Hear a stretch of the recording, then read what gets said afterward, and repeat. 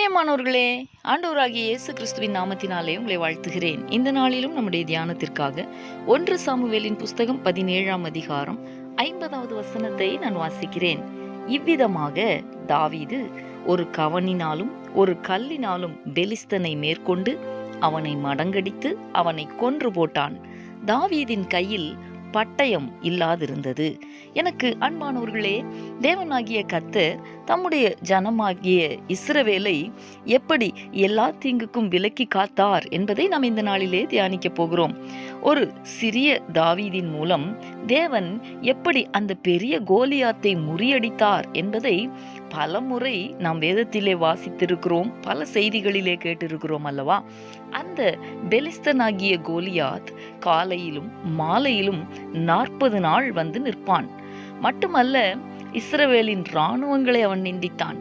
இஸ்ரவேலின் ராஜாவாகிய சவுலும் தாவீதை பார்த்து, இந்த பெலிஸ்தனாகிய கோலியாத்தோடு யுத்தம் பண்ணுகிறதற்கு உன்னால் ஆகாது, நீ இளைஞனாயிருக்கிறாய், ஆனால் அவனோ தன் சிறுவயது முதல் யுத்த வீரன் என்று தாவீதிடத்திலே சொன்னான்.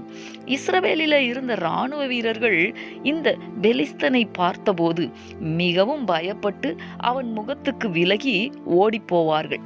இப்படிப்பட்ட எதிர்மறையான சூழ்நிலைகளின் மத்தியில்தான் அந்த யுத்த களத்திலே தாவீது கோலியாத்தை எதிர்கொண்டான்.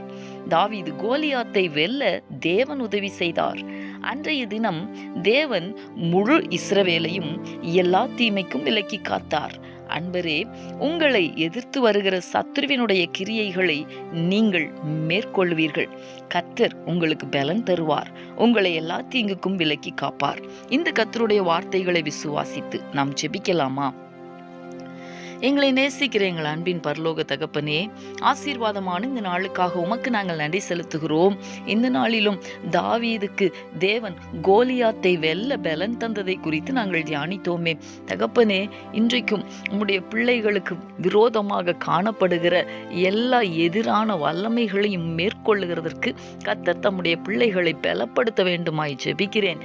எல்லா தீமைக்கும் விலக்கி காக்கிற கர்த்தர் உம்முடைய பிள்ளைகளை அவர்களுக்கு விரோதமாய் போராடுகிற சத்ருவினுடைய வல்லமைகளிலிருந்து, மனுஷீக வல்லமைகளிலிருந்து விலக்கி காத்தருளும்படிக்காய், உம்முடைய பிள்ளைகளுக்கு பலன் தரும்படிக்காய் உம்முடைய நாமத்தினாலே நான் ஜெபிக்கிறேன். ஆண்டவரே, கர்த்தர் தம்முடைய பிள்ளைகளுக்கு ஜெயம் கொடுத்தார், சத்துருவை மேற்கொள்ள பலன் தந்தார் என்று உம்முடைய நாமத்தை மகிமைப்படுத்துகிற சாட்சிகளை கேள்விப்பட கர்த்தர் அனுக்கிரகம் பண்ணுவீராக.